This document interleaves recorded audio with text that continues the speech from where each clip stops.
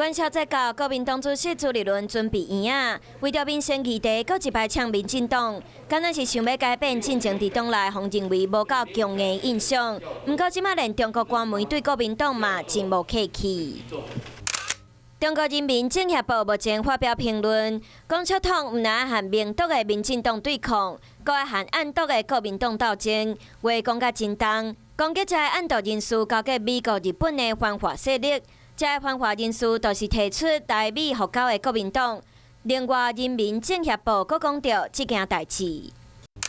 国民党立委陈以信拄结束访美的行程，伫美国欢喜和台湾的代表萧美琴翕相，阁感谢萧美琴替伊安排参访的机会。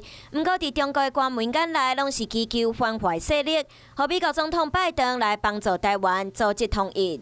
我所最支持的是中华民国。今天民进党政府最大失策所在，就是单边押宝美国，完全断绝两岸关系发展的可能。中共不应该把寻求稳定平衡的做法当作反华。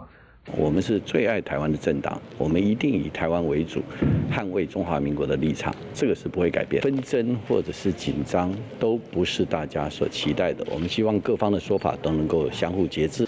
国民党长期强调亲美和中，不过伫中国官媒的眼内，犹原是支持独立。到底安怎平衡稳定美中关系，恐惊搁爱好好研究。